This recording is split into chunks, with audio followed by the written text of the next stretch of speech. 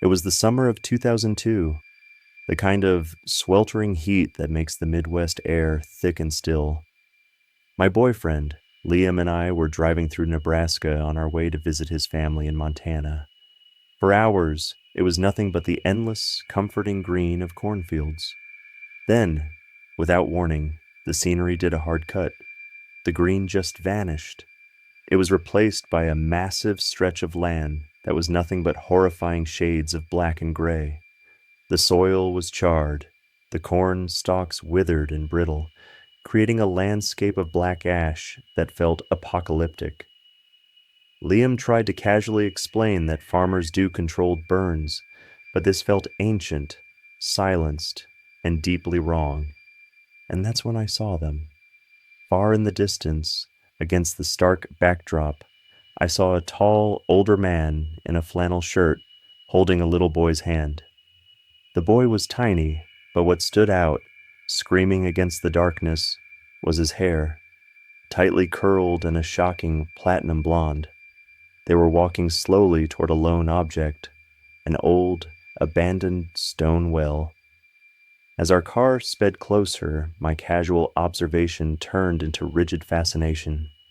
I watched the man stop. He lifted the boy up. The child was completely limp, like a heavy doll.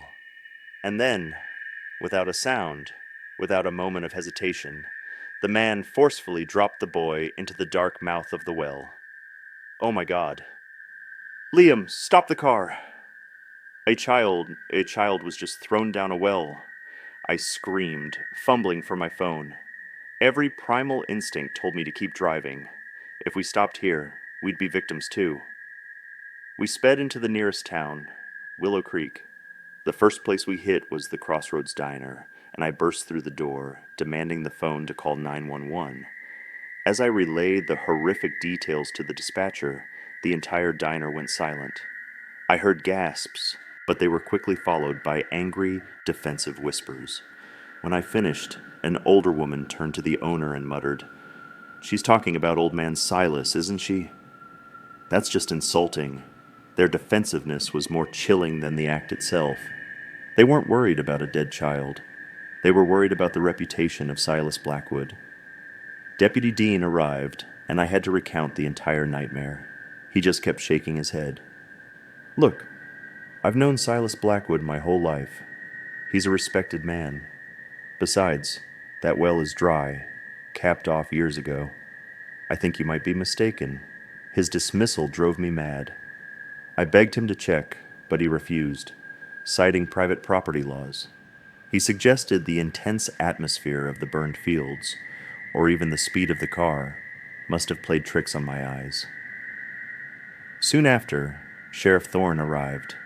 He was a big man, full of authority, and clearly annoyed. He announced that he had called Silas, and Silas was bringing his grandson in. We'll clear this up.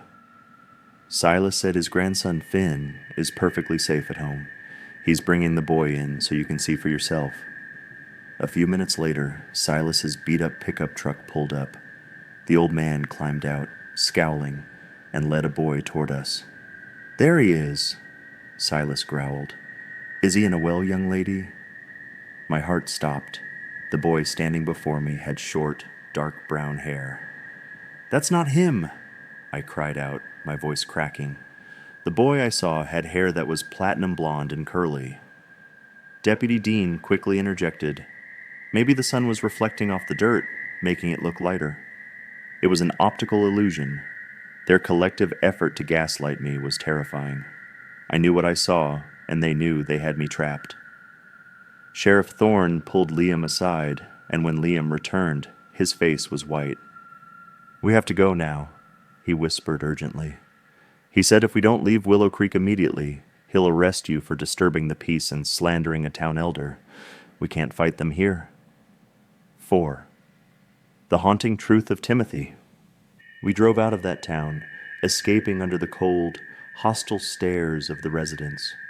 As soon as we got reception, I called the Nebraska State Patrol, reporting the crime and the local police cover-up.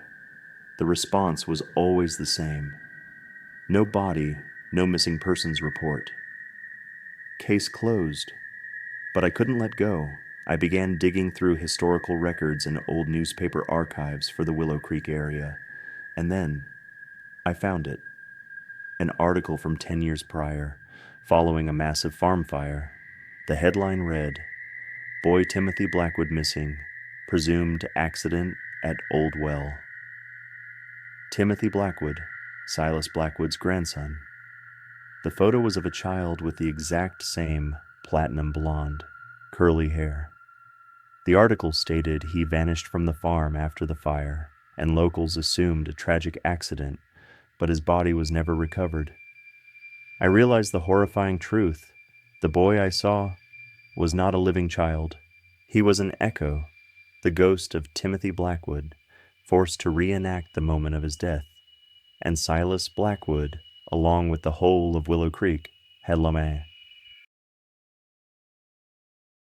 Have you ever wondered, if a house could remember the lies of the people who lived in it, would it also remember the truth they tried so hard to bury? I was born in a place so small that if you blinked while driving through, you'd never even know there was a town there. It's called Hollow Creek, tucked deep among the dry, wind-bitten hills of Montana. And if there's one thing that makes this town famous, it isn't the scenery or the people. It's the house on the gray hill, where a single light in the attic still glows every night, even though its owner has been dead for over 30 years. My mother always warned me, never go near that house, especially after midnight. If you see the attic light on, turn around and run, and don't you dare look back.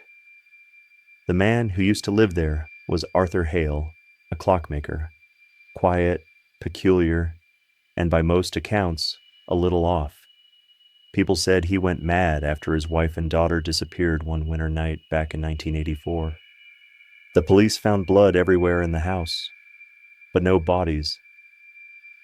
A few weeks later, Arthur hanged himself in the attic. Since then, whenever darkness falls, folks still see a pale yellow light glowing from that attic window, as if someone up there never stopped waiting. The people of Hollow Creek say Arthur's ghost never left, and my mother used to say, he deserved it. That man was a murderer. When I was little, I believed her. But as I got older, something didn't feel right. Every time someone mentioned Arthur Hale, my mother would go quiet or change the subject. Once, after too many glasses of wine, I heard her whisper to a neighbor, "If anyone ever finds out what really happened that night, Hollow Creek will never be the same." I couldn't sleep after that. I needed to know what the town was hiding, and why my mother trembled whenever she heard Arthur Hale's name. One full moon night in October, I made up my mind. I was going to climb that gray hill and enter the house myself. I brought a flashlight, a pocket knife, and my camera. The path was narrow, the wind slicing through the trees, whispering like someone breathing down my neck. When I reached the house, the front door wasn't locked. Inside, everything was coated in dust, spider webs hanging like curtains. Everything except one thing, the grandfather clock still ticking. The second hand crept forward.